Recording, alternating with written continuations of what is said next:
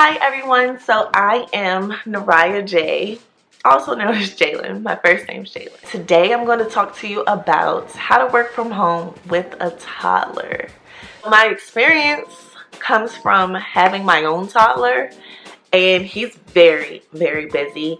He's always on the go, always moving around, jumping in my Zoom calls, trying to take the phone out my hand if I'm on it because he believes that he should handle all the business.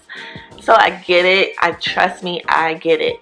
So if you have help, if you have family members that are around you that can help you out, take advantage of that.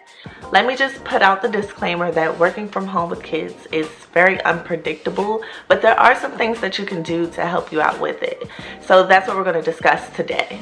So my first tip number one.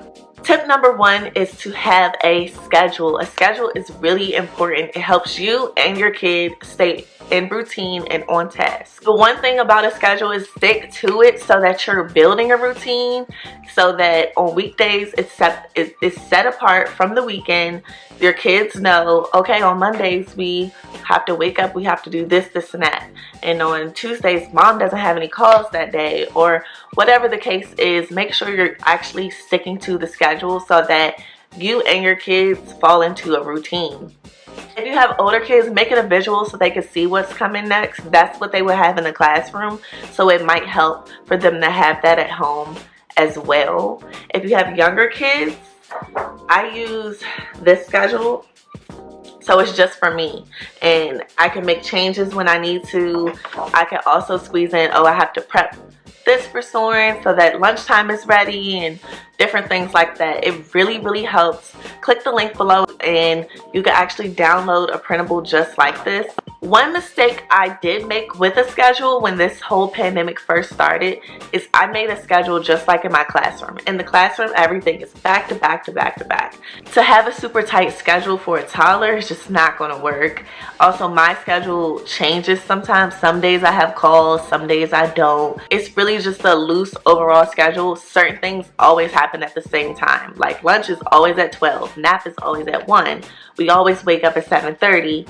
So certain things are always the same, but then other parts are really loose. So next, tip number 2 is to take advantage of your time. You can't be lazy at nap time anymore. Because you're working from home, you have to take advantage of every little down moment. One thing I like to do is during lunchtime, I sit down with Soren and have lunch, because he never sits at the table unless I'm right there. So I use that moment as his time. I always just give him my undivided attention during lunch and just sit with him and talk to him, because I know I'm working a lot of the day. Another thing is during nap time, I get most of my work done. That's how I'm making videos and editing, and all of that stuff happens between nap time and after bedtime.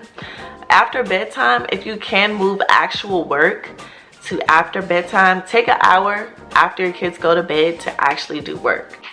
Tip number 3 is to work in increments, especially if you have little ones.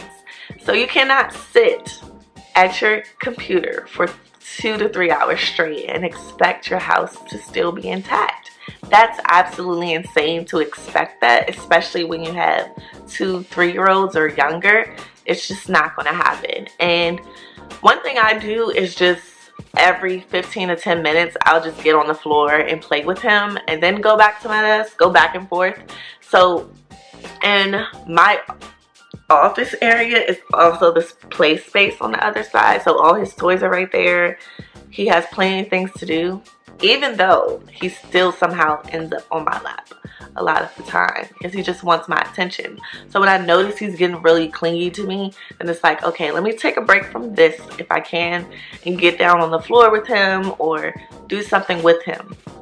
So break things up, work in increments, because it's just impossible to completely check out from your kid for 2 to 3 hours. And that brings me into my next tip. Tip number 4 is set limits and boundaries on both your kids and your job. Particularly if you have older kids, you have to be like, look, I am in a call from 2 to 3. Chill out. Calm down. Go sit down somewhere and play video games or something. But if you have younger kids, they just have to do those things with you a lot of the times. But your job needs to also understand that in this circumstance, it's a whole pandemic and you got kids. So they're going to be on your Zoom call or whatever the case. But also set boundaries that limit your times if you can. I know not every job is that flexible, but for me, I am only available to respond to emails, texts, calls, get on Zoom or anything like that from 9 a.m. to 4 p.m. If it's after 4, I'm not responding unless I just feel like it. I'm not doing it. If it's before 9, not doing it.